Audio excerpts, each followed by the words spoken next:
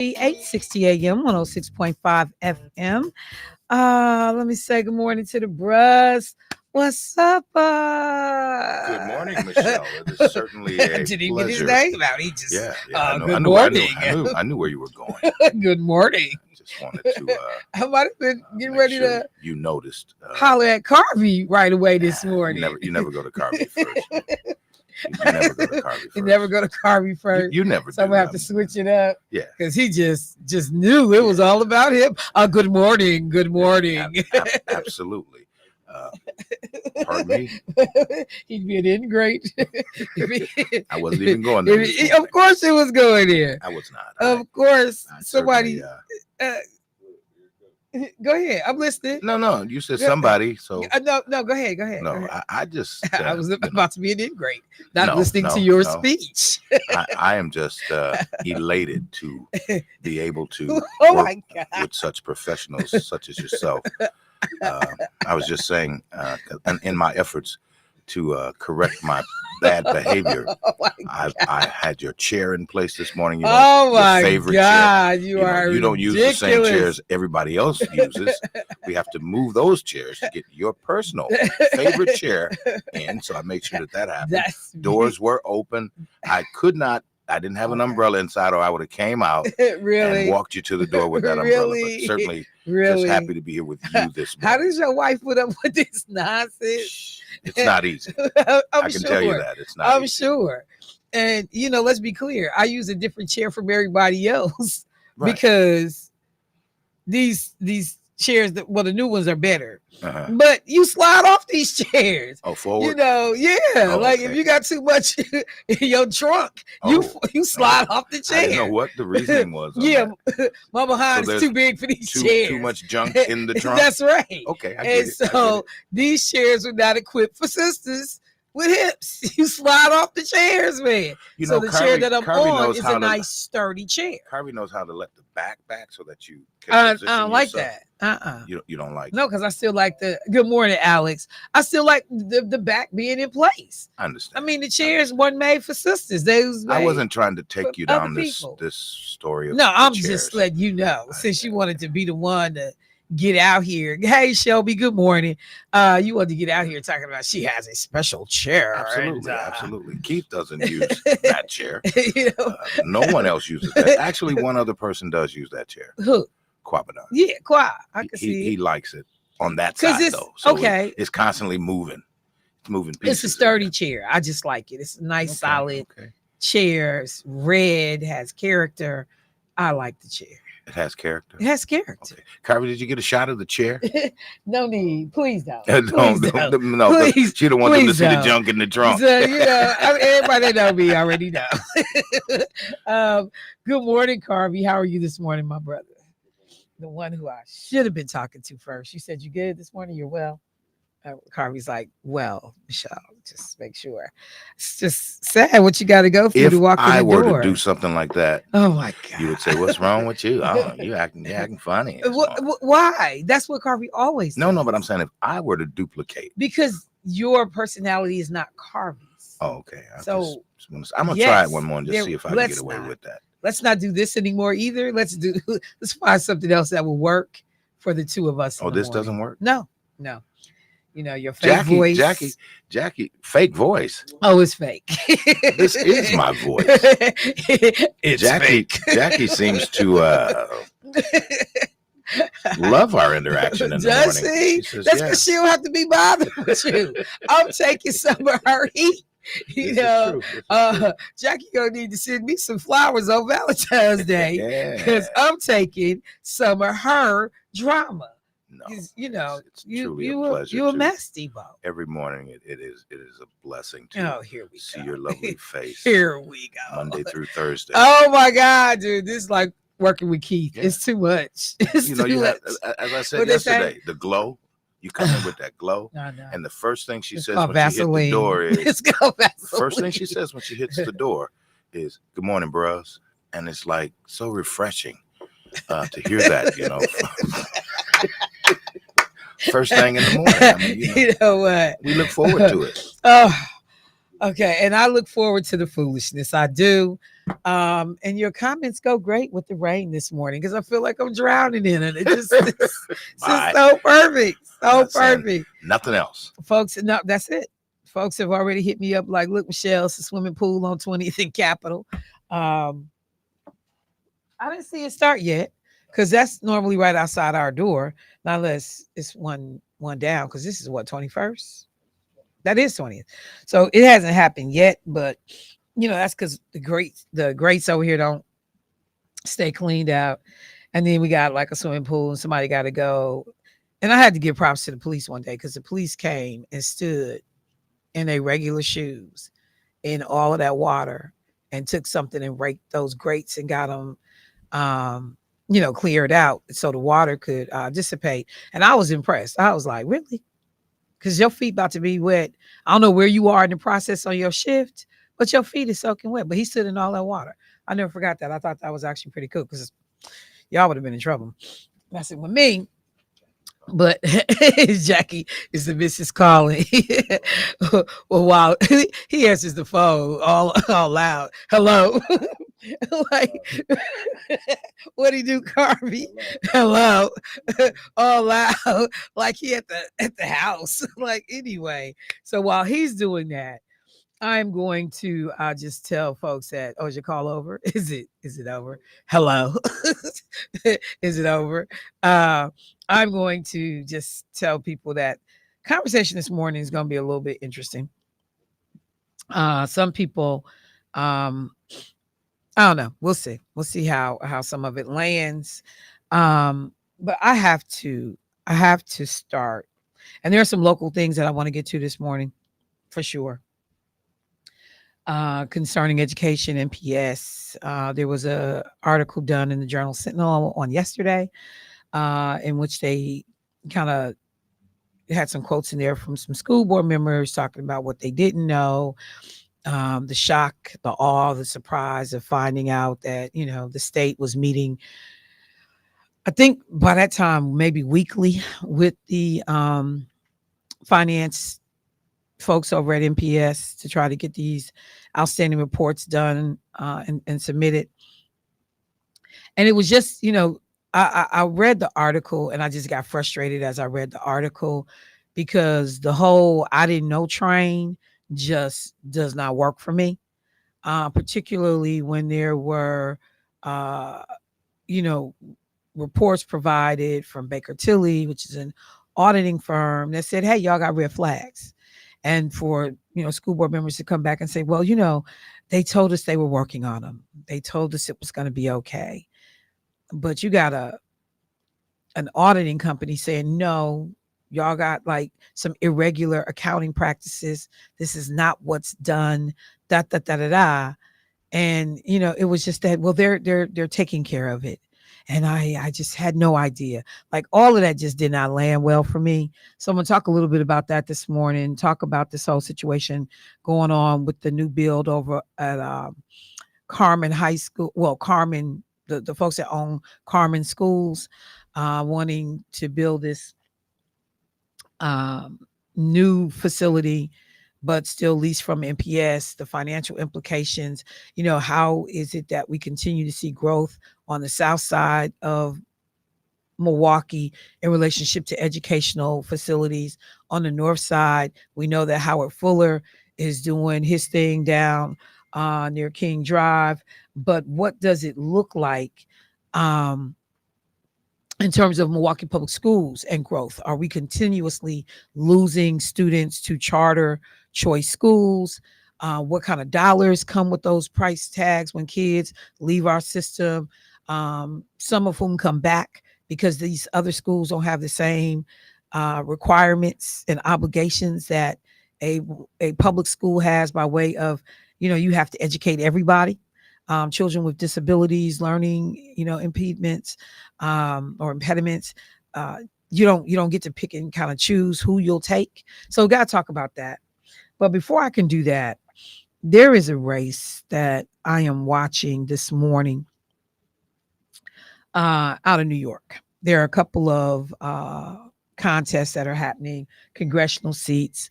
And in New York, there is a brother by the name of Jamal Bowman, who is running for a second term to the U.S. House of Representatives. And Jamal Bowman is a brother that, by all accounts, should have been able to breeze back into a second term. But if anyone watches MSNBC, Joy Reid last night, I didn't get to see the whole thing. I knew she was covering it. I'm going to go back and watch it later. But this is a situation I have been planning to talk about for a little while, because Representative Jamal Bowman, who is an African-American brother, young, relatively young brother, about 48 years old. And he is facing a challenger. And Jamal Bowman is a Democrat, and he's facing a challenge from a guy who is a Democrat, I guess, guy by the name of George Latimer. And it is one of the things that, even the way I had to say, like, I guess he's kind of a Democrat, because the thing that, and why Jamal Bowman is basically being primary, or, has had somebody come after him from within inside the Democratic Party, is because of comments that he has made in relationship to Israel, the war in Israel, the treatment of Palestinians. And he actually visited a portion of Gaza to see for himself what was going on in relationship to some of the things that he had been hearing. And I pay attention to this race because the area that I was raised in New York, that's the area that he represents. So a lot of my family members still live in the district. They live in his district. And it is one of those things that, you pay attention to stuff that happens wherever home is. I claim home in two places, both in Westchester County in New York, and also in Birmingham, Alabama, Jefferson County. So, I claim home in two places. And the thing about this race with Jamal Bowman is that the American Israel Public Affairs Committee, AIPAC, is really playing hard in this race. Now, there are people here in Wisconsin listening to my voice who are very familiar with AIPAC, because it's a bunch of Black pastors, faith leaders, community leaders that have been able to go to Israel on AIPAC's dime. They frequently invite faith leaders, community leaders to Israel. And one of the things that I have long said is that I think that there is some level of indoctrination, to me, that happens because you're brought over on somebody else's dime. You're given one side of a story. You, given a set of facts that other players don't get to dispute, challenge, or offer a varying view. And we've seen a lot of Black pastors and faith leaders become connected at the hip with Israel on a number of issues. And I think that AIPAC has had a tremendous amount to do with that, because these are Black pastors who otherwise probably never would have went to Israel. Never. They wouldn't have paid for it on their own dime. They I'm not saying they couldn't afford the trip, but many of them probably never would have done it. And what AIPAC has done in Jamal Bowman's race is to spend roughly about $15 million on this primary. $15 million. And these are ads that they are paying for to attack Bowman. They're calling him anti-Israel. They're calling him, an anti-Semite, basically, that he is someone who is against Israel. And, it made me think about the question that I have frequently asked. Can you question Israel's policies? Can you question their treatment of Palestinians in relationship to the way Gaza has been set up and the lack of autonomy and control and the refusal to create a two-state system? Can you talk about those things? Can you be willing to say, I can see the the Palestinian side of this whole conversation. I can see the concerns that they're raising without being labeled anti-Semite, anti-Israel. Can you do that? And I particularly find it interesting because Cori Bush, sister out of Missouri, who got a lot of notoriety out of the Mike Brown shooting down in Ferguson, is being targeted by AIPAC too. So these are supposedly Democrats that are attacking other Democrats and coming for their seats because they don't like their stances or their questions or their positions on what they see happening between Israel and Palestine. And these are Black people who come from areas and communities like in Jamal Bowman's case. He has a huge Jewish constituency. Okay. Cori Bush, not so much. But you watch these people now have to fight for these seats. People who come from, in many cases, oppressed communities, who have seen people, be treated differently by judicial systems, people that have suffered racism, discrimination, just name it. And these are people that went to Congress with the best of intentions. But I disagree policy-wise with some of the things that I'm seeing. So I deserve not to go back to Congress because there are people that don't like that I said that the war there should be an immediate ceasefire, because Jamal Bowman was one of the early people that came out and said there needed to be a ceasefire in terms of Israel and Hamas because of what people could clearly tell was the huge, massive loss of life that was getting ready to occur. Like you could see it coming. The writing was on the wall. And this is the thing. I couple that with a story that was done on the news last night. It was on World News, ABC. And they talked about the IDF, okay, Israel's military. And they talked about female soldiers who tried to warn the Israeli military leaders, y'all about to get attacked. We see it coming. We see the activity. And these women were ignored. And most of these women are now dead. I got to take a break. But when I come back, see, this part right here is the thing that frustrates me. Because if you ask questions, if you have a different view,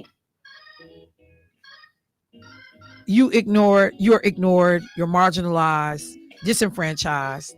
You can't represent the needs of the people of the city because of something that you don't agree with that's happening on the other side of the world. But all of the people that Bowman represents, because of something that's happening on the other side of the world and your position, because you've actually gone, because many of these people that are talking have never been, present company included. I've never been to Israel. I've never been to the Gaza Strip. I've not seen any of this other than what I've seen on television. But I'm going to talk about that on the other side of the break. Michelle Bryant, WNOV, 860 AM, 106.5 FM. I'll be right back.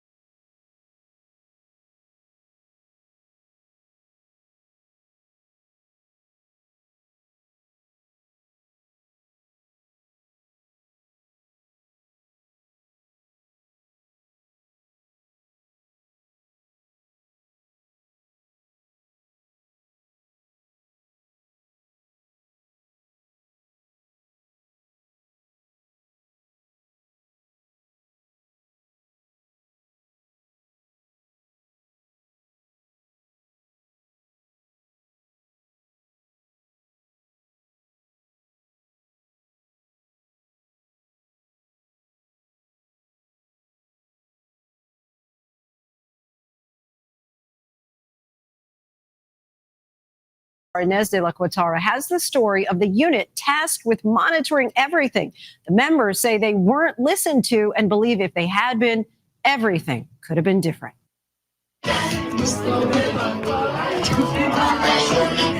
There were birthday candles, laughter, and dancing. Lots of dancing.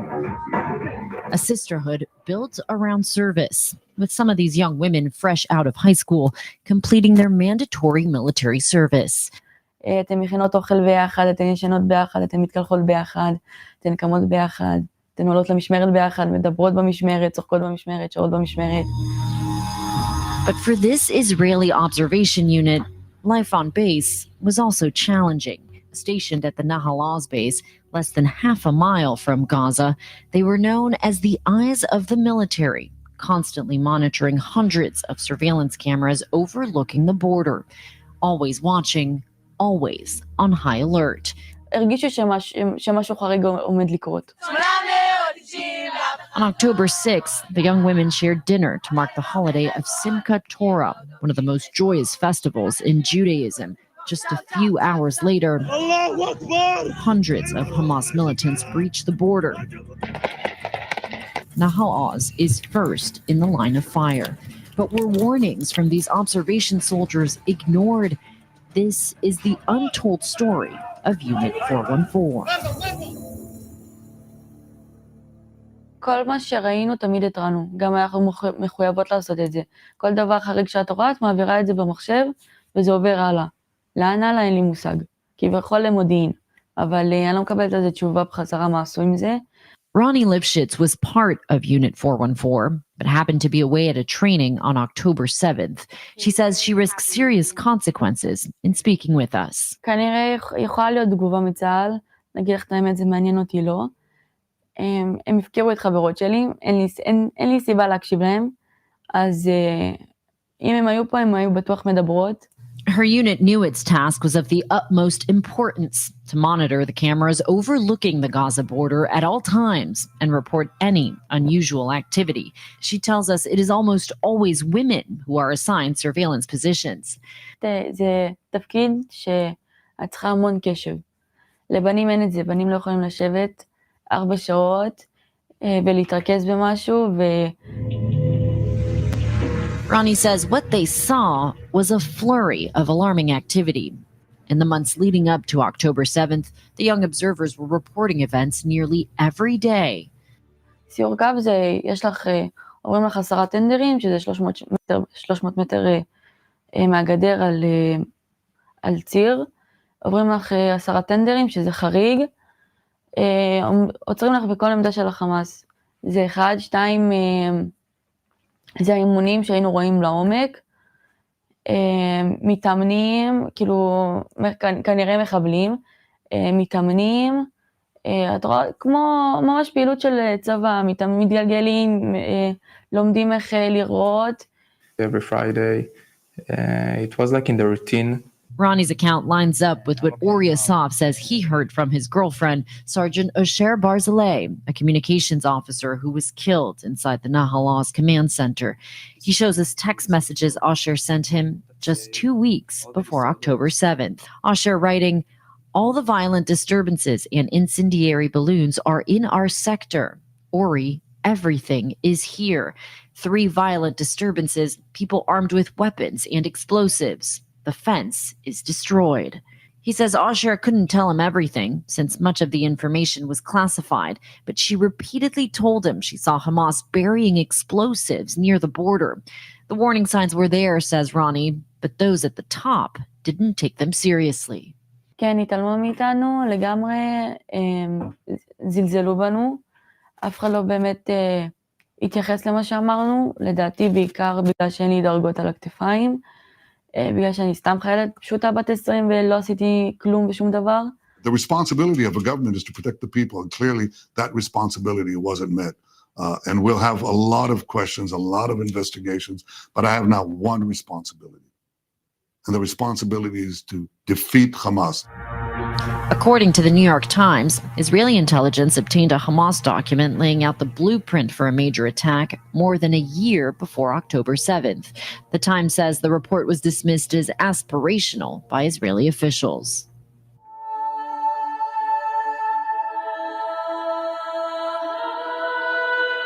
Dad, the camera in the fence in this point are not working. Dad, there is a problem in the fence here. Nobody came to fix it. Eyal Eshel's daughter, Ronnie Eshel, was also part of Unit 414 and Ronnie Lifshitz's best friend. She was 19. She was smile for everyone. After she was born, she was smile for everyone. And this is the smile that we remember. In a chilling phone conversation obtained exclusively by ABC News, Ronnie can be heard telling her mother in September that she's overwhelmed by what she's seeing. תקשיב, 3 ימים ברצף, פרשים טורקיים, היום היה הפסד בקרני, היה פיצוץ מיטה. Eyal takes us inside what's left of the base and into the command center where his daughter would have watched Hamas's incursion. The girls are sitting here. 1, 2, 3, 4, 5. Reporting it in real time.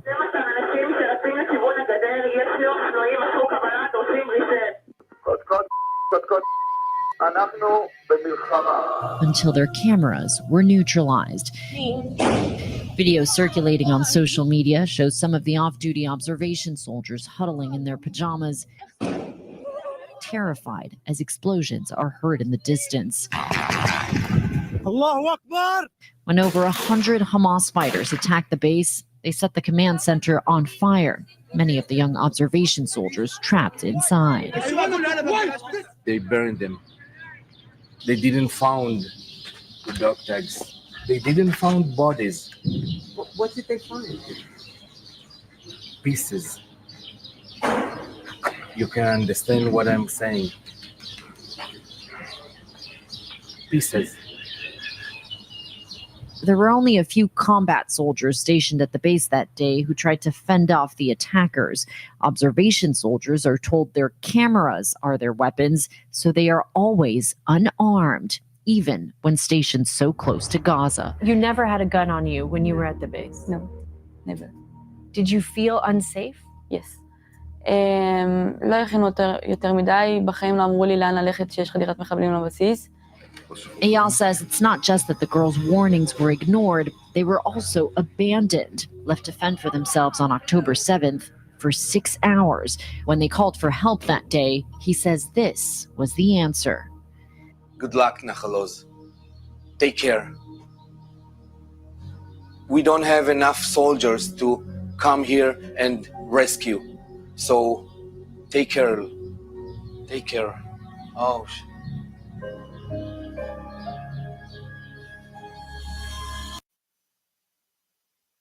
if she just called me and said, Father. I'm gonna stop it there. So for folks that were just tuning in, like, what is going on NOV? What is Michelle playing? This was from a story that was done by Lindsay Davis on ABC World News Tonight that I sat down and watched a couple of times. I'm connecting this to a conversation I'm having around a brother, Jamal Bowman in New York, Westchester County, who is running for re-election to Congress.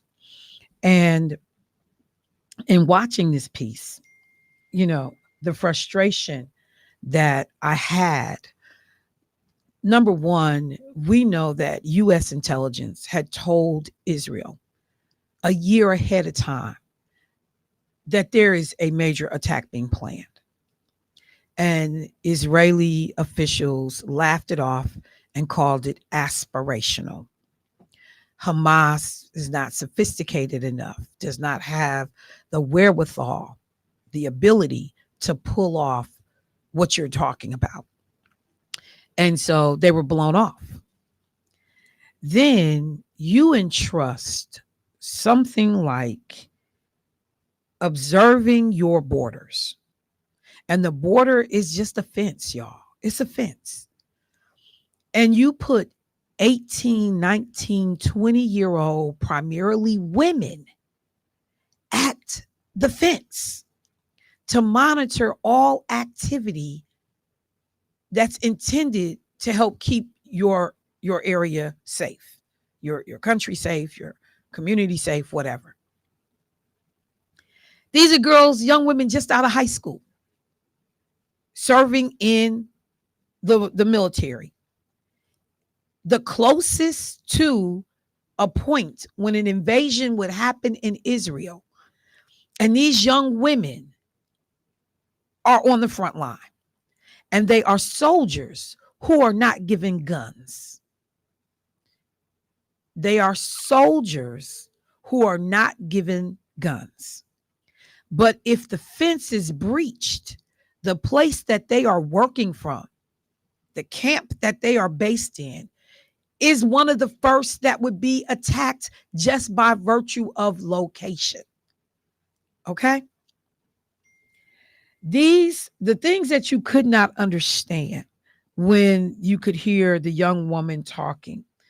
She was saying every time we saw something, we reported it. We logged it into our computers. We were telling them we were seeing 10 pickup trucks 300 feet away from where we were at the fences. We saw them doing training exercises, rolling over, shooting. These young women, these young Israeli women, these young Israeli female soldiers saw Hamas preparing to attack and were reporting it to the Israeli military, and they were ignored. They were ignored. The young woman who ultimately was not there that day, she was on leave, something was going on, she didn't happen to be there. This is the young woman that's talking, and she says, I could be in a lot of trouble for speaking out, but I don't care because they abandoned my friends. You heard the father of one of the women that was killed say they were told when they reached out to the military leadership to say, hey, we're under attack. Yeah, we don't have enough soldiers to send back to get y'all. Good luck. No guns. You by yourself. There's no other soldiers there. Good luck. We can't come help y'all. And they talked about, like, of these young women, 15 of them were killed. 7 were taken as hostages. 5 are still being held as hostages. 2 either got away or released some kind of way.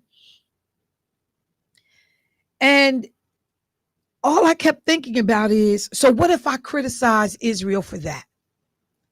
Because you potentially put your 1,200 citizens in harm's way who died at the hands of Hamas because of incompetence and arrogance, perhaps even sexism. So if I were to question and criticize that, I would be told, no, Michelle, the conversation is not about what Israel did. It's what Hamas did. But you had people warning you and telling you, including your own soldiers, this was happening. This is happening. And there are families that corroborate what the girls were saying to one another, to loved ones, to boyfriends, to their parents. We are seeing the training exercises. There is a portion of the fence that has already been destroyed. The cameras that are in that area no longer work. We have reported it and no one has come to fix it. They know Hamas is on the other side. So when Americans are being asked to blindly support, devoutly not question, nobody able to raise a concern about the way this whole thing has been conducted, you are anti-Semite. You're anti-Israel. How dare you at this moment, while we talk about 1,200 Israeli lives being lost, potentially upwards to 40,000 Palestinian lives being lost, and however many Hamas soldiers are included in that number.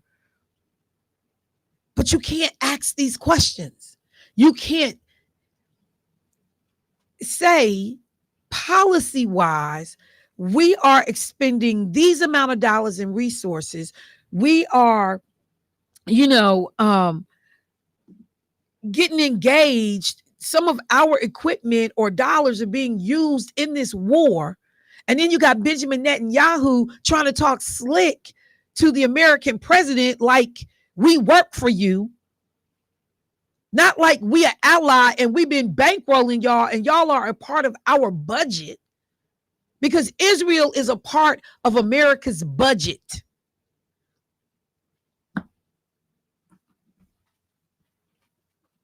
So you are anti-Semite if you ask questions, if you push back, if you are told, I don't think that what's happening right now is the whole story or is a good idea.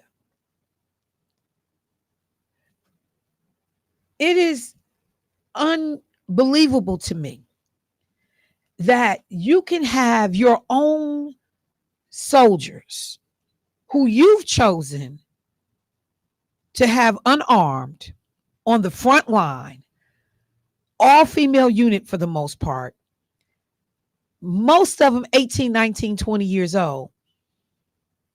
And when these young soldiers tell you, we looking at them, we are watching them do training exercises, all of that is ignored. All of that is ignored.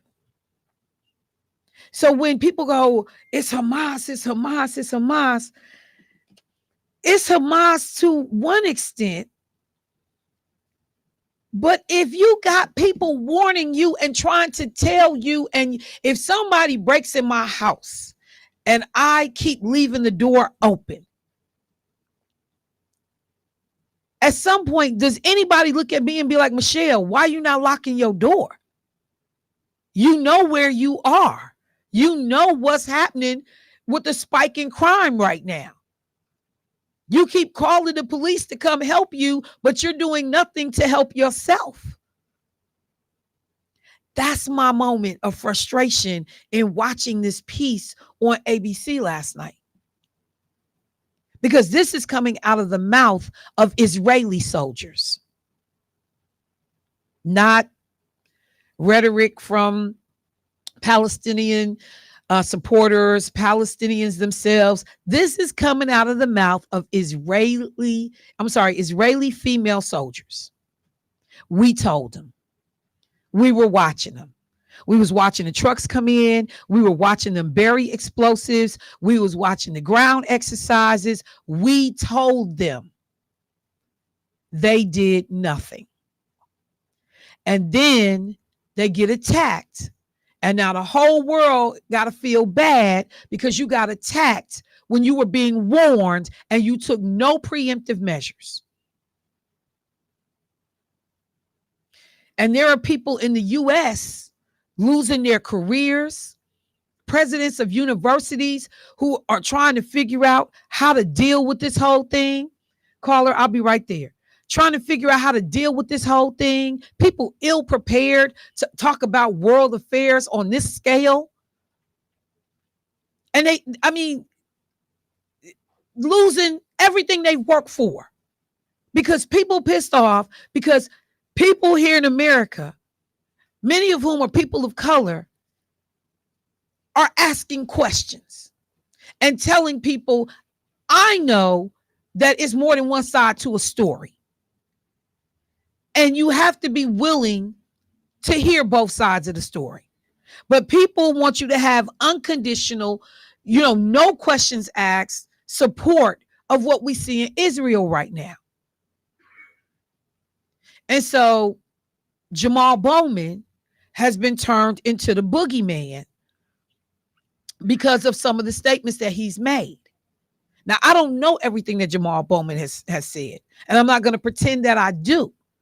But what I also understand is that many of the people that support AIPAC are in fact Republicans. A lot of their money comes from conservative Republicans. And so while you may run somebody that looks like a Democrat, got the label of a Democrat, they are more conservative leaning Republicans in actuality. We are going to lose Black leaders in this country who have the audacity to question. We're going to lose Black congressional members, Black state leaders who have the audacity to question. And the thing about this, and I'm going to connect it if I could locally, is because the things that I hear in the background when Black legislators are running for office right here in Sherman Park, in the Milwaukee metro area, this is stuff that I've heard. As long as I secure the white vote, I'll be all right. As long as I got the Jewish vote, I'll be all right. Because that's who show up. That's who turn out. So even though they are representing predominantly Black districts, because Black people don't show up in the numbers that they need to, but white voters will show up, Jewish voters will show up. They don't worry about what Black folks is talking about. They worry about what Jewish people are talking about, what white people are talking about. I've heard this. This is in the background with Black elected officials of government. Because I ain't got to worry about what Negroes are doing, because Negroes don't show up to vote. And so while the Jewish group, the white group may be the minority in the district, they have more power because that's who shows up to vote.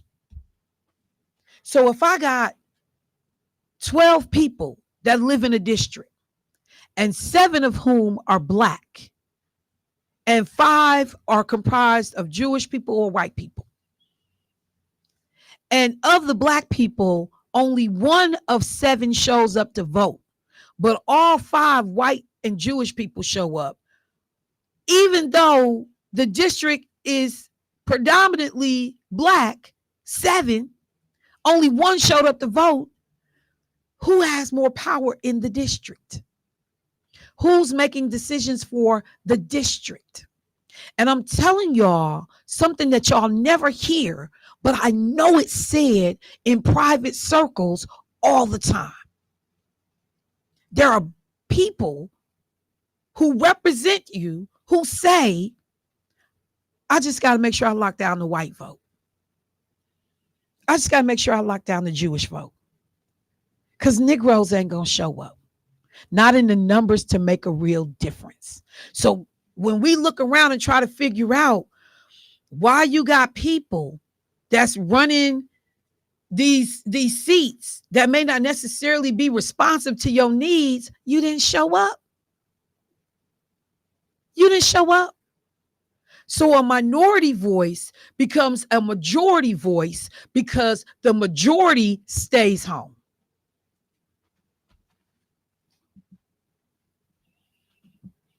And so we got fallout all over the United States in relationship to Israel and Hamas and the Palestinians. And there will be people, I remember I've had different points in times when I've talked and broached on this subject, and people will text me in the background and be like, Michelle, be careful. Michelle, don't say too much. Michelle, you know they'll cancel you. Michelle. And so you get silence. because everybody's scared. Because I could be Jamal Bowman. I could be, ran out of town and off a mic or out of my job because I'm asking questions about something that I'm being asked to support.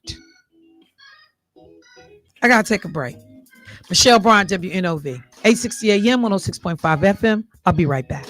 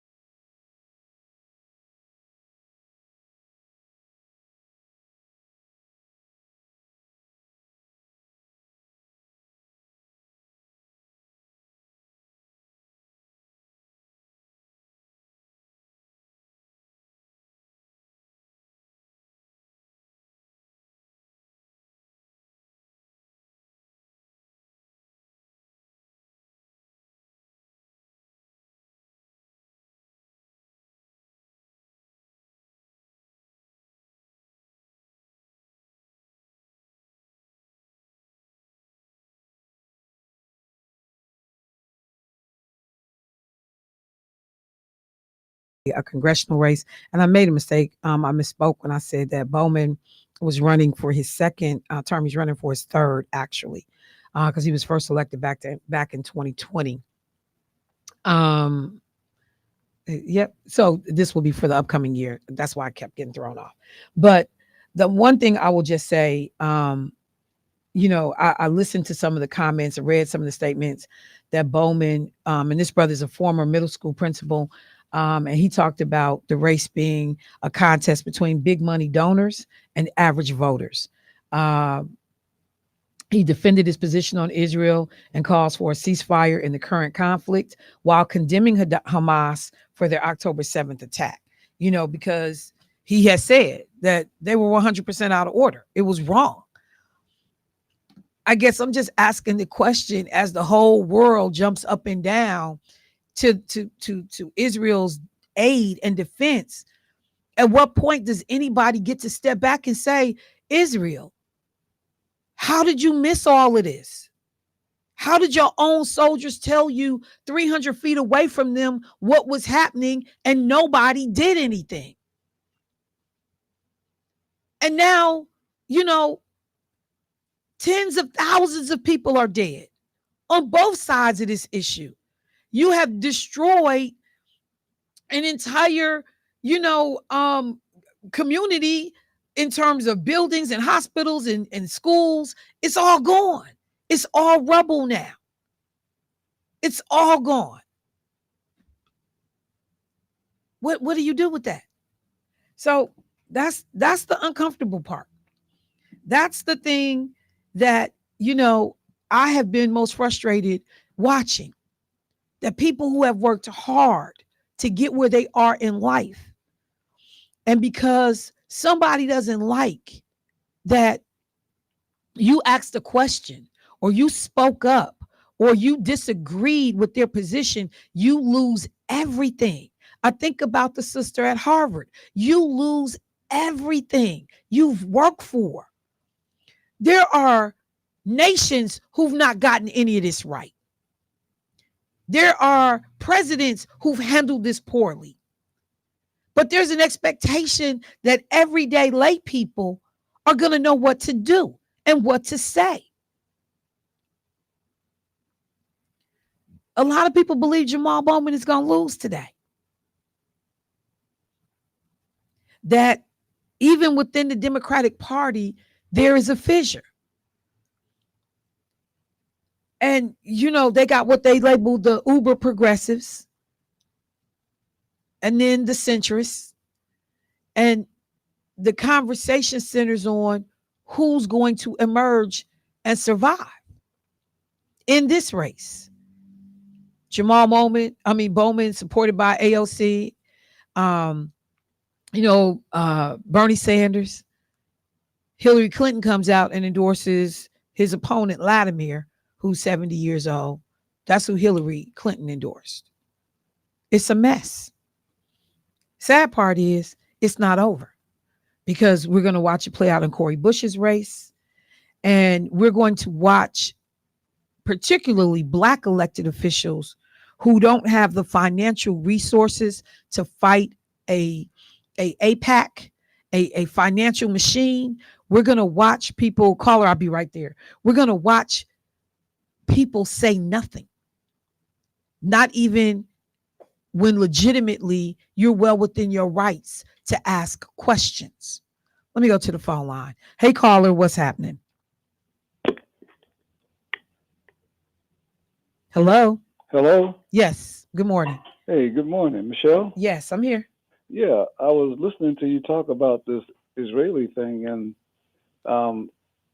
the Netanyahu and everybody in his cabinet knew what was coming, but there's a bigger force at play. Let's go back to last fall when this jumped off, and Jared Kushner said that the Gaza Strip would make great beachfront resorts. You see, so that's why Israel is destroying everything. They want to take over that land, and they've already, I bet you the blueprints are already drawn up, the contracts are ready to be signed. All that is what's in play, money. Because they had the intelligence that they were going to be attacked. That's been all over the news 2 or 3 months ago. And the money grubbers said, hey, this is our chance to build up this beachfront, put resorts there and make money. That's what it's all about. It's about the money. They don't care about them Palestinians. And check this out. Once they destroy all of that land over there that the Palestinians are on, whose money is going to rebuild it? Our money. Now think about that. How screwed up is that? Yeah, no, I mean, and thank you, bro. Mm-hmm. I appreciate that perspective. I do think it, I don't think that is solely about money. I think that this is years of ethnic and religious differences that are deeply seated. I think that there was a desire to see a single state, to expel people from these lands. I think that Palestinians have been an inconvenience for Israel, and that there has always been a eye towards how can we get these people out of here. We don't want them here. I think that the money is secondary. I don't think it's the first issue, because it's not like a ton of people breaking their neck to go vacation, and on this beachfront that Jared was talking about. I think that this is literally religious and philosophical differences, and money is certainly a huge factor when you talk about land ownership and who controls what. So I think that it's right there. I think that the two go hand in hand, if I could say it that way. Let me switch gears for a second. A quick update. Many of you may remember that I talked about, again, still tied to this whole theme of voting. Many of you may remember that I talked about there was this small town in Alabama where a brother by the name of Patrick Braxton ran for mayor. The town is called New Bern, and it was crazy because they had like the same mayor for a number of years. Very small town. People just kind of like, informal. People didn't always follow the protocols, whatever. So this guy, Patrick Braxton, decides that he is going to run for mayor because the town is predominantly Black. Okay. But they've always had all white folks in leadership. But it's a predominantly Black city. And Patrick Braxton says, I'm going to run. And he files the prerequisite paperwork. He submits it. He's the only person that submitted the paperwork. He becomes the mayor basically by default because nobody else did what they needed to do to say that they wanted to run for mayor. This town, y'all, is only 133 people, but it's a predominantly Black town. It's 40 miles west of Selma, Alabama. When he wins, the previous mayor and the common council decide they're not going to let him take office. They refuse to allow him access to City Hall. He can't participate or attend any meetings. They have had a lock on power for over 60 years in this town. Okay. And so they didn't want to. They was like, no. Even though this brother, volunteer firefighter, he qualified, to run for the position. He was the only person to run. He became the mayor, the town's mayor-elect. He appointed a town council because he gets to do that as the mayor, as other mayors have done. But they would not allow this man to even get in the building. The white folks in this town changed the locks on the city town hall on the building, and they wouldn't give him access to the town's bank accounts and all of the stuff that the mayor is supposed to happen. They held secret council meetings. They reappointed their own council members fraudulently. They did all of this in open air. And I want to be clear. This happened in 2020. This happened in 2020. Braxton, the brother, he sued New Bern, the folks in New Bern. He sued. In the last couple of days, under a settlement, a proposed settlement, he will now get to be the town's mayor and will be immediately granted access to the city hall, to town hall. But all of the individuals that kept him from being able to perform his duties, that kept him locked out of the building, they will all effectively resign immediately, I should say. and they won't have the responsibilities that they fraudulently gave themselves. But nobody has to admit wrongdoing, and nothing happens to any of those people. Did you hear what I just said? It's time for the man to run for mayor again.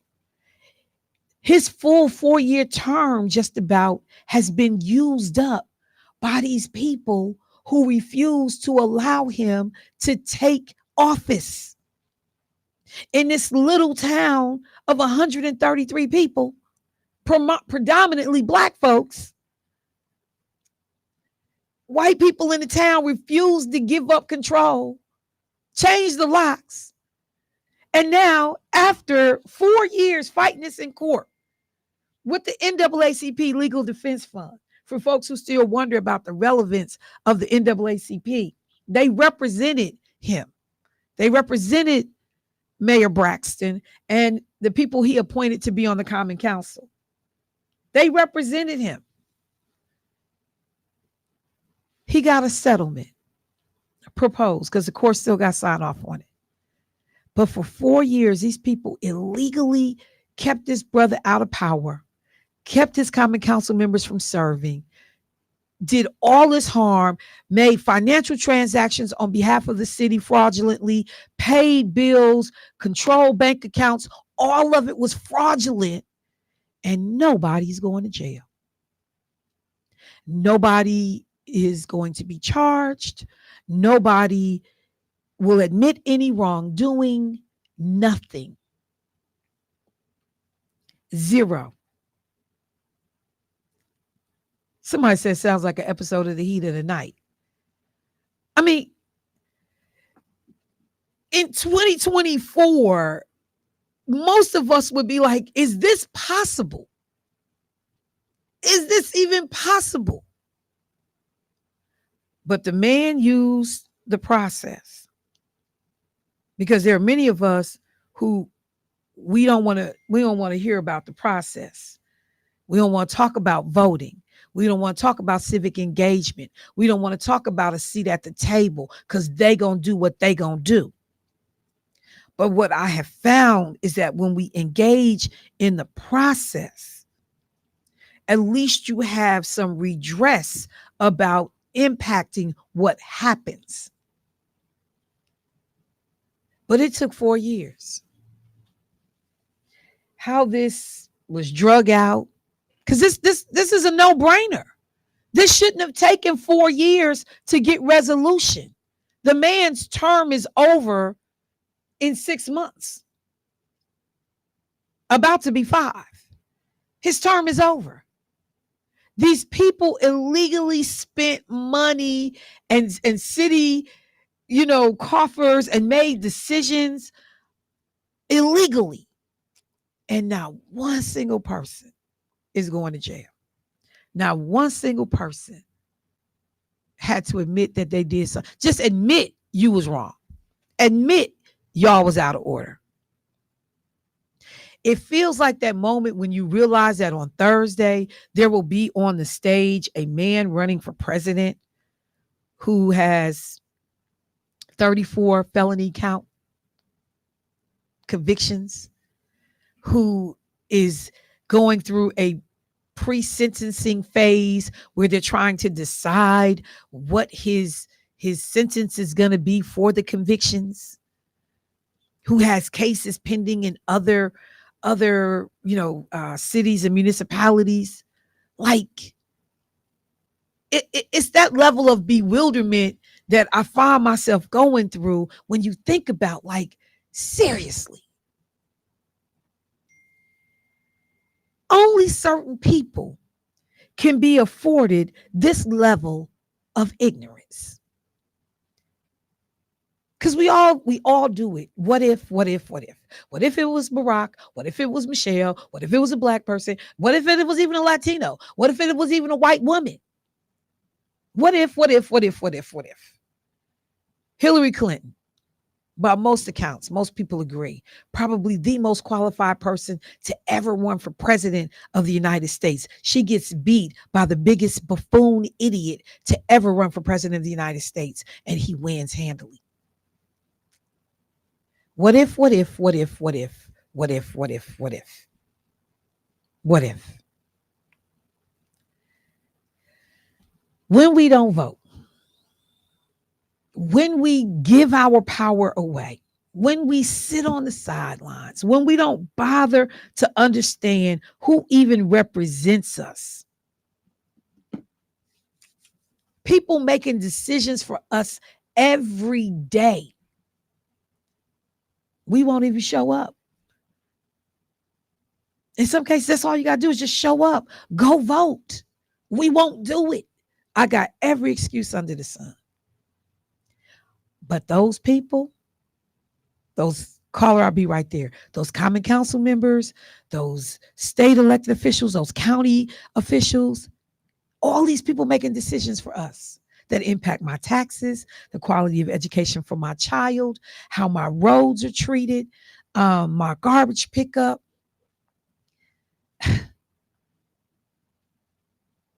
And we stay at home. Let me go to the phone line. Hey, caller, what's happening? Hey, Michelle, this is John. How you doing? I'm good. How are you this morning? Pretty good. I was going to call you anyways, and then I'm glad you were already on the subject. What impact do I have on you? What do I strike you as so far? Wait, what's the question? Say it again. What impact have I had on you? Oh, by the way, I would like to email you or whatever your method of communication is, like Facebook or message, if you would like. Oh, yeah, that's not a problem. Okay. You're more than welcome to communicate. No, that's not a problem. What's the best way? What is the best message, Facebook or text or what? Text, because I have access. I'll see it, quicker. I don't always check Facebook, even though it seems like I'm on Facebook a lot. I actually am not.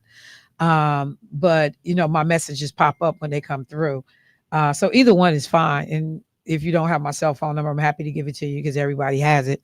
So I could either give it to you Should now. I call you on the office? Oh, no, I can give it to you right now. Might as well. Are you ready? Hold on, I wasn't prepared for my own question. That's okay. That's quite all right. That was stupid of me. Okay, well, hold on. My pen. Hold on. Okay. I had to put you down. I was trying to fight the handle off the cap off the pen. Oh, good. I got something working. Go ahead. 414-499-2827. 2827. 414-499-2827. Michelle. Yes. Great. Okay.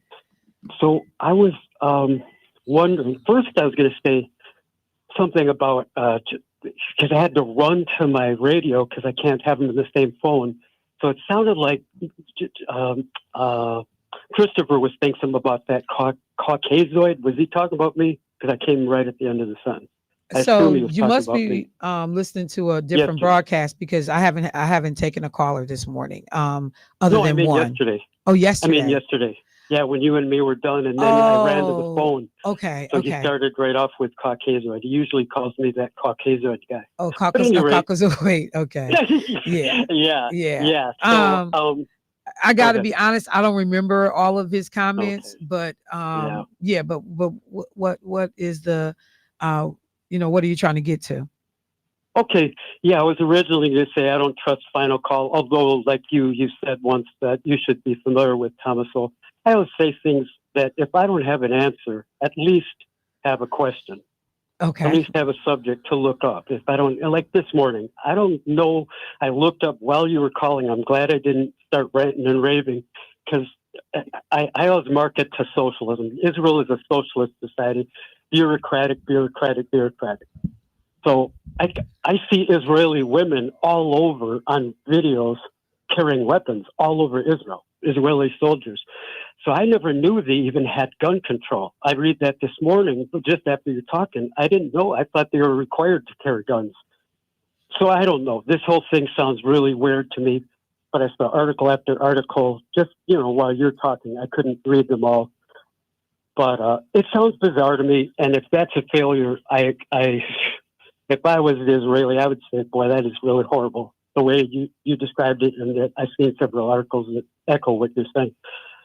Meanwhile, what I asked you earlier a couple of minutes ago was, what do you think of what I have said to you over the last several months about the Arab Empire and so forth? I think that, your calls require people to learn more, to research more, to investigate, to ask questions, to be willing to listen to the other side. And so that's what the interactions have been. And I listen to you when you call Keith's show, and the other programs. And I think that that's the goal of a lot of this, is to be able to appreciate that we don't know everything there is to know about an issue, be willing to, engage people, to hear another person's side, to go and, look up and learn more about the things that they're saying from the perspective that they presented. So that's what the influence has been in relationship to you engaging with me, is that it's, forced me to do more research and more homework and to try to understand from a different lens. I like that. So that's what it's been.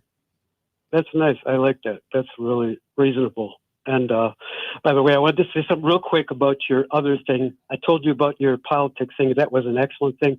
I love when you said, I'm not an employee. I thought, wow, that is so perfect. When you said, I'm a colleague or an associate, I just thought that is fantastic. So I don't know if you remember the day. I thought that was beautiful. What it made my day. That was so super.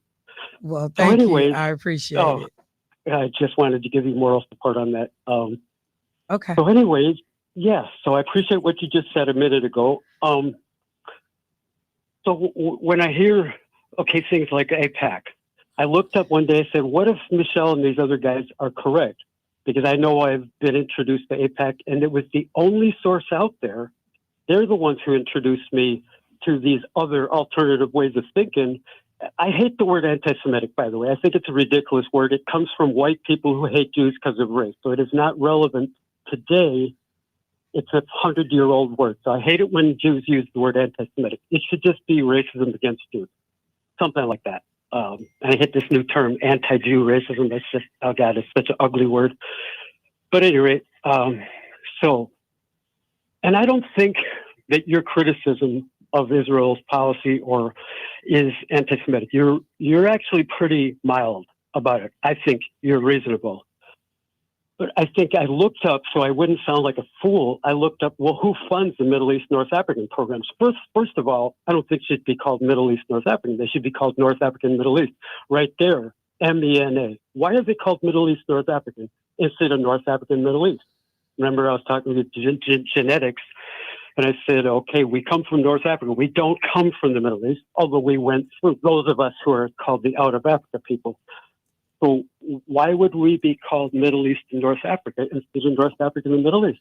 The Middle East of North Africa instead of the Middle East and North Africa. The whole program's MENA.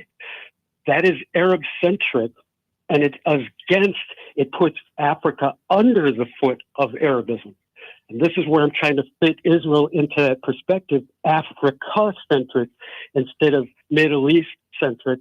And then furthermore, instead of big, gigantic Israel and little tiny Palestine, how about the Arab Empire versus Kurdistan versus black people versus Coptics? I didn't even know Coptics existed. I had heard about Nubians as a little kid. I didn't know Gamal Abdel Nasser drowned in Nubia. I looked up Hamas. Does Hamas have a relationship with Sudan? Yes, they do.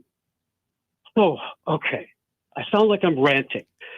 All I'm trying to do is get to a place where instead of just focus, like I said, Al Jazeera had 20, maybe 30 articles about Hamas and Gaza and Israel, one article about Sudan. I find that really extremely anti-African, just totally biased against Africa. To say that I'm going to spend 90% of my time talking about Gaza because they have an axe to grind against Israel. But yet, Africa is kind of like and they'll write 1,000 words and they won't use the word Arab once. How is that true? How can that even be? I mean, but John, so, and let me just do this because I got a couple of other callers on the line. Sure. So I want to make sure we get people in. I Sure. think that people have a vested interest, obviously, in telling a story from their own perspective, their own angle.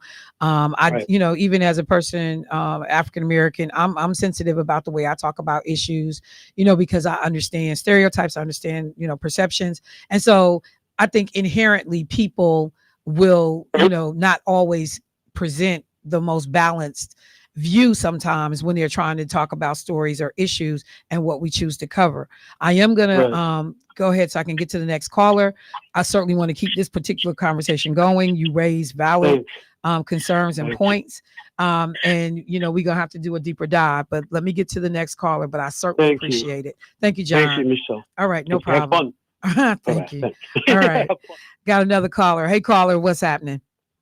Good morning, Michelle. Good I heard morning. you talk about, you said, I guess black people, we got to do something. But I'm going to just give you some real tea this morning. When it comes to black people, I feel they have given up. They have let things go from sugar to sugar, honey, iced tea. They have low expectations and low standards. Because when you have that, it requires absolutely no work. And for what I've been seeing here, due to that, that's why we having a lot of low income pop up all over the city, which is deliberate oppression and segregation.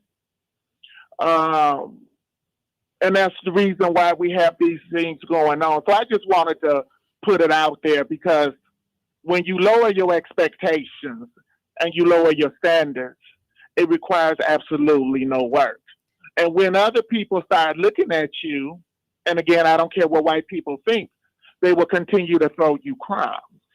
So I was going to ask you, and I know you're talking about Gaza, how much is too much when it comes to low-income housing here in Milwaukee? Because there's no positive effects of it. I don't see there's nothing but negative when you look at how it devalues the neighborhood, bring down the property value, brings a lot of low-income issues. Wait, let's hold on. Let's have a quick conversation. So we know that low income housing has been created because many people don't earn enough money to be able to pay market rate for housing. There was a whole book written about it called, if I'm not mistaken, Evicted, that talked about that the average Milwaukee resident was $300 to $400 away from being able to cover rent, utilities, their basic living expenses, not the fluff, the frills, and the extra, but the basic. So the goal is to be able to make sure that people have some place to stay. So if we reduce low income housing, what happens to those people? Well, we have 4,000 low income apartment buildings in Milwaukee. And where we at right now, they're throwing them all over the inner city. But I don't see them trying to push that in the suburbs because the suburbs are not allowing Hold on. Because, and I talked about it a lot on this show. The county executive, David Crawley, I think the number was, oh my God, was it $18 million that went into suburban communities to create low income housing? That was done earlier this year. And I remember because I was wondering about the disbursement of money, how that money was being assigned. But the bulk of all of that money went to suburban communities to create low income housing.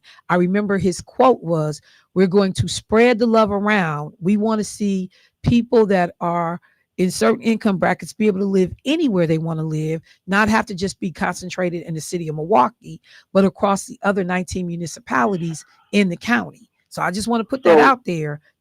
Well, I know David push. Crawley. I know David Crawley. Money is money when he should have said that white money, because if it was money and money when black people was losing money, I didn't hear him say that.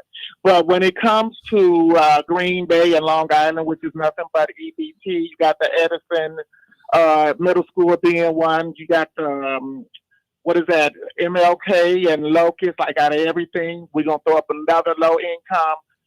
We got 12th and the old welfare building, which is going to be low income.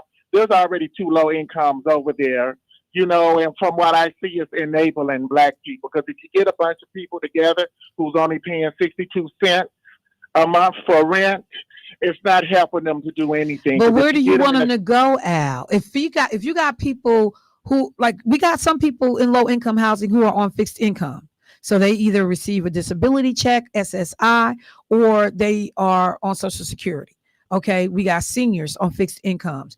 We have, I deal with a young brother who has cognitive delays, but he wants to be independent and have his own place. But his earning capacity will never be what my earning capacity is. But he deserves to have a place to go. Where do you want these people to go, Al? Well, I don't know where they're going to go, but we already have enough of that in the inner city. The inner city of Milwaukee has been so neglected. And we're more than EBT cars, churches, fried chicken, liquor store, blunt wraps, and low-income housing. It brings a lot of issues to residents who bought and paid for their homes. But every time that comes up, they feel like people who live in the community shouldn't have a problem. And I'm not picking on nobody, just go past low income and look at the blinds and look at the issues it brings with garbage, and it brings down property value. Would you buy a new house that's right outside and you got low income? Would you spend $360,000 for that? I mean, with the likelihood, I got to take a break. And thanks, Al, for your feedback. I will just say as I go to break, the likelihood that you're going to have a $300,000 house and low income housing in the same, perimeter is interesting. But think about this. The Modern, which is downtown, which is some of the most expensive real estate in the state, probably by way of apartment buildings, they have low income housing in that apartment structure. There are low income people that stay in the Modern because federal requirements, building requirements were put in place that some of this housing had to be made available to people that were low income. So yeah, there are people who pay $1.2 million for an apartment in the Modern on that top floor who may have somebody that's paying $600 for rent for their unit in that exact same building. They must have got some weeder dollars, huh? I mean, depending on how, what money was used for that project. Mm-hmm. But yeah, so there are people that are doing that. I gotta take a break. I'll be right back.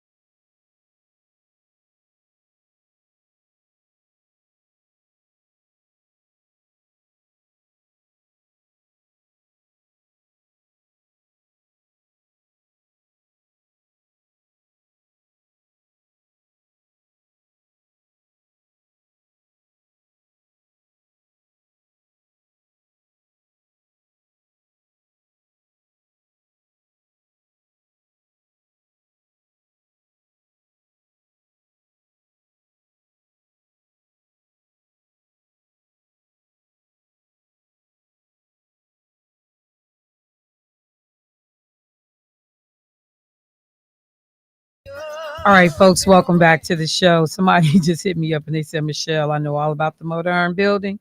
They definitely don't have Pookies and Ray Rays coming out of that building. The standards are very high when it comes to who they let into the building. So, okay, I just think we need to do a couple of quick things. Number one, we need to understand there's a difference when you talk about low income housing, because there's a difference between subsidized housing and just affordably priced housing, where people are not being subsidized. They're not paying 62 cents or, $22. That's subsidized. Like when you start talking about the housing authority, there are units that they have simply said that we know that the median income and let me just look and see if I can find this number real quick. Median income I'm just going right now and do it for Black people, Black Milwaukee. Okay, so this data is about 4 years old. I need to see some more recent data, but the median income for African Americans in Milwaukee in 2019, $28,928 for the folks who don't want people to have someplace affordable to stay.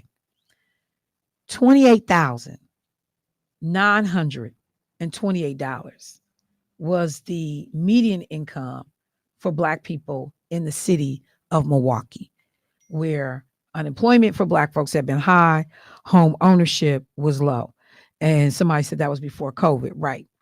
Because we know that you can't even use the numbers from 2020, 2021, because so many people lost their job as it relates to COVID. Actually we're utilizing some types of programs just to stay afloat. But you think about that for a second, that $30,000 median income for Black people. I didn't say for everybody in Milwaukee. I just said for Black people right now. So $30,000 a month. How much money is that? Where's my calculator? See, now we're doing homework on the air. $30,000 divided by 12. No, that's not right. That can't be right. Hang on. Okay. I'm doing this twice, divided by 12. That's $2,500. That's $2,500 a month before taxes. Before taxes. I got people that pay easily $850, $1,000 for a duplex lower unit. You start talking about a single family home could be paying $1,400, $1,500. And you're talking about a median income of $2,500 before taxes. So after taxes, I don't know what that breaks down to, maybe about $2,200 or $2,100 a month. And you're going to cover rent, utilities, and everything you need to be able to have to function in a household. I'm just saying, like, we have to be able to have affordable housing. And again, I want to make sure we're using the proper terminology. Some is subsidized, some is simply affordable housing, not necessarily low income, but affordable housing. Income being a qualifier. Caller, I'll be right there. People have to have somewhere to go, y'all. And I don't like the insinuation that everybody that makes this 30,000 or less, that is low income, is somebody that is not reputable. Somebody that's not worthy of living in a nice place. Somebody that's automatically nasty. Because that's just not true. That's not true for the majority of people. We got to be careful how we fall into, we all know nasty folks, but I know nasty people who got nice houses and they nasty. And outside look fine. But if you go in, you like, what is going on up in here? You nasty. I know those people. See, people assume because you in a certain income bracket, you all of that in a bag of chips, like my mama used to love so much when that saying came out. And I was like, Mama, if you say it one more time, me and you gonna fall out. She thought it was the funniest thing ever. Because I'm in a certain income bracket. Income don't mean you no good person. Income don't mean you better than nobody else. You might have had a better break, luck of the draw on who your parents was, different access and opportunities. But we got to be careful about even how we talk about this. Because the sad part is the majority of the people we talking about look like you or me, if you happen to be African American. So when we don't want you in the neighborhood, don't nobody else want you. I'm just saying we got to be careful how we talk about it, y'all. Let me go to the phone line. Hey, caller, what's happening? Hey, Michelle, morning. Good morning. You know, this is Kathy. They call it 42 housing. Those high-end places is called 42. It's a thing called Chad. I sat on a board years ago. So it's 42 housing. So you still got to make a certain income to get in there. And I think it might be about 35, but you still got to make a certain income. And they had so many units allowed it out like that. And all the units are not the same sizes, okay? So giving an example, there are several companies that do this, but all of their buildings are like that. The one at Fresh Time down there where Giannis stayed at, Pleasant, that was one. They never really advertised it to the community like they probably should have about 5-10 years ago. They've been doing this for a while. There's another building by the Renaissance. The people bought that.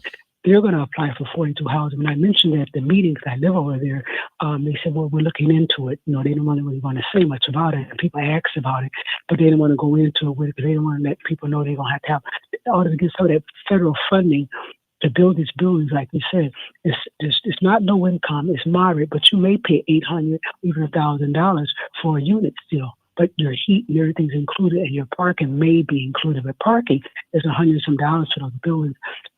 Walgreens over there in Oakland and Sherwood, that's for 42 housing. So if you get two people together, students going to school is what they try to work on if they get openings, and then they get two students who are working part-time, that brings up to at least $35,000 a year. So they may pay $800 or $900, but they don't have the same exact room as I would have if I'm paying say $2,000 or so for a penthouse. They don't get those. They have certain units in some places made them with certain units on one floor itself, where they got maybe 10 in the building. They don't have a whole bunch in the building like that.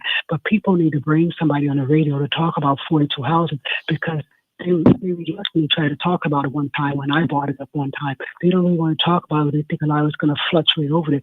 Brewers Hill, right on the corner right there off of Pleasant and Water, those are moderate income housing too. But here again, you still got to have a certain amount of income. So if you got two people bringing a certain amount of income, you can use those people too.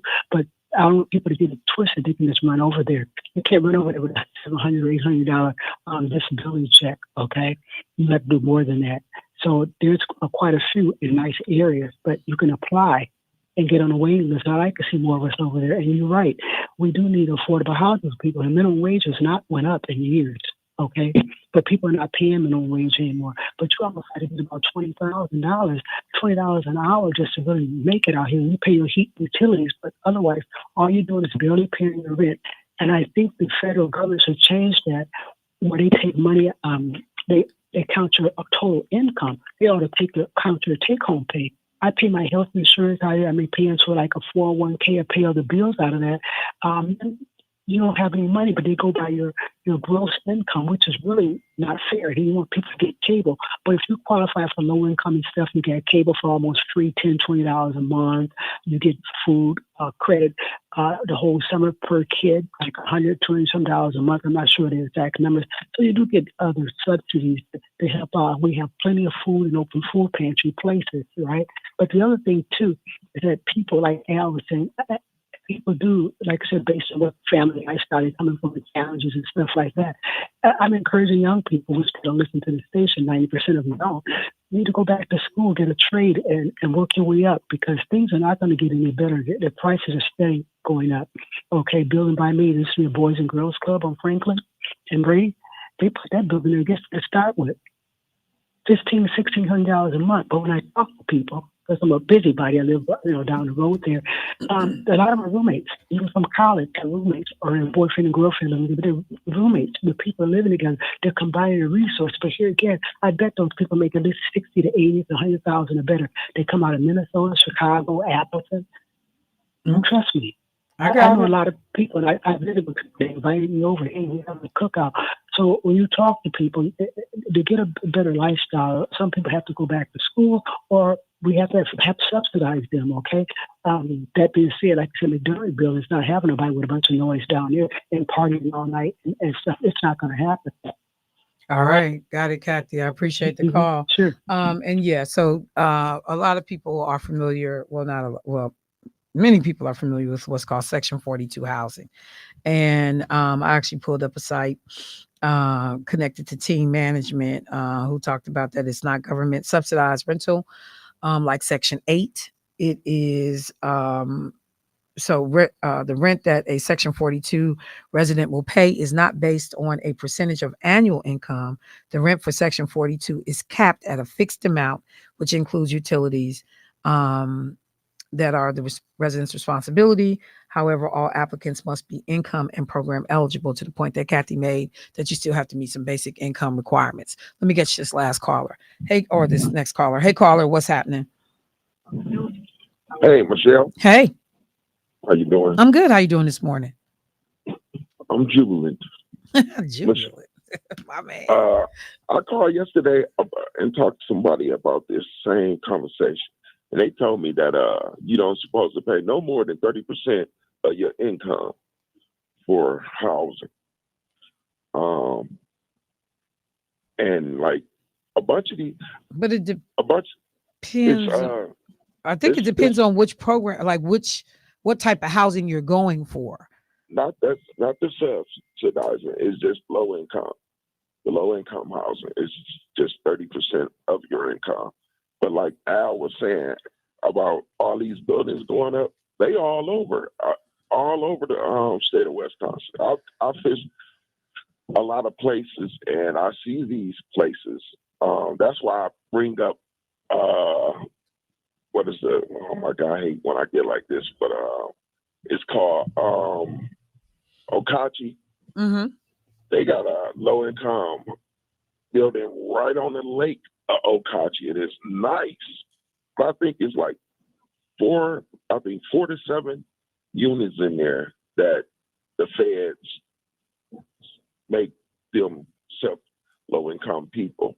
But hey, they real nice. I done saw them up in Appleton, like the schools we got here that turn schools into apartments. It's some in Appleton, some in Green Bay. They all over. They ain't just in the inner city. You know, they going up like Cheerios. But hey, people, like you said, people need to, they need to be placed instead of out on the street. And I want the question. I want first place for the first time. So I'm moving up. In this fishing gang. One day y'all gonna see me on TV. Y'all gonna be like, "That's that man. That's that man." All right, y'all have a good morning. All right, bro. I appreciate it. Somebody text me. Look, because it's Tuesday, so I leave early. I don't know. You can try to call in and see if you can get in, depending on how much you want to say. But yeah, I do cut out a little bit earlier on Tuesdays. So I'm not going to do the MPS stuff today. I'll wait till tomorrow to bring that in.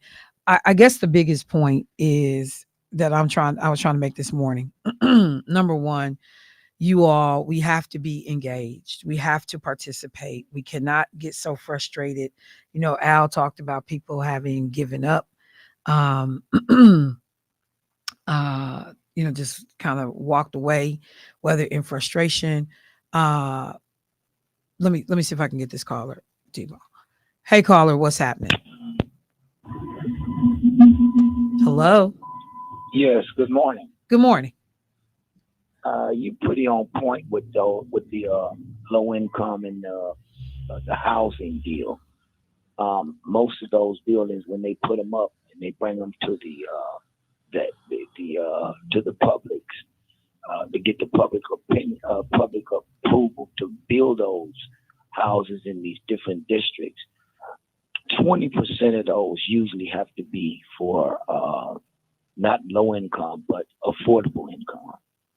And when I hear people call in with statements like that, gapping everybody in it, I'll be honest with you, a Republican, a white Republican, or a black one would dare say those things in front of me. So for me to hear another brother that don't, or sister that don't subscribe to their ideology, a bad one, a bad black person would say these things because, and they sound just like a unlearned or a Thomish conservative. You know, when I hear them talking that kind of stuff, a black Republican won't talk like that in front of me, or a white one sure won't, because I'm not having it. I'm not hearing from that because, like you said, there are some people that, like you talked about the boy with a challenging, with challenge. He wants a house. So everybody, you can't lump everybody in that thing. That sounds like Sherwin Hughes. He does it bad. He say stuff that white folk would dare not to say. You know, when I hear these things, it bothers me. But you show awkward about the housing. Most of these houses, 20% of them have got to be given to affordable income, not low income, but affordable. And affordable could be $1,500 a month. Depends on what your income is. So you're definitely right about that. And I just would call in, back you up on that one because you hit the nail square on the head. What? We ain't fighting this morning? All right now. No, we can fight if you want to. It's gonna be a good day. No. Let's keep it right there. No. We gonna keep it right there. It's a good day today. The rain done stopped us. Okay, I'm gonna take it. I'm gonna take it. I don't know if I'm gonna be able to deal with this. Y'all getting along? Look, it's just one phone call. I appreciate it, bro. Yeah, you want to take this last call? Yeah, got another one. Hey, caller, what's happening? I'm sorry to double back, but it still brings down the property value in the neighborhood. And it still bring low income issues. And I said what I said, and I stand on what I said. And look at our neighborhoods with low income. What has it done But again, for the people over there? I don't think that again, and I just want to just say, I think that we got to be careful about what we call a low income, because there's a difference between subsidized housing and affordable housing. Affordable housing is a bougie word for low income, Michelle. Let's keep it 100. No, it's not a bougie word for it's a reality of what's required. That there are people that they don't need you to subsidize their income. They need to be able to find housing within their price range. Well, let them put that in River Hills then. We have enough on the north side. Okay, fair enough. I understand what you want for your neighborhood. I understand what I also, want for the city. I want people not to be sleeping under bridges and in their cars because they can't afford an apartment. I want for children to be able to go and get in a bedroom versus getting up off of a floor in a one-room hotel because their parents can't afford to pay monthly rent. That's what I want. That's what I want. And I'm going to stop and push back on people keep trying to make it sound like all of the issues in the community have to do with somebody's income status, because that's just not the case. I remember being a social worker and going into some very, very expensive homes, not in Milwaukee. The square footage alone was like, who stay here? And then I get in the house and it's all kind of sexual abuse, alcoholism, and everything under the sun going on. But from outside, your property values look nice. You got perverts staying in the in the house. We got to stop that, y'all. And Al, I'm gonna need you to get something positive to say about Black people sometime when you call this station, because it's always negative. Just one time, call in with a compliment for Black people. Just one. I gotta go. It's been real. Appreciate y'all, Carvey. Appreciate you, Debo. Bruh, appreciate y'all. I'll talk to y'all tomorrow. Peace. There's a war going on in here, girl. We gotta find us a better solution. Just let it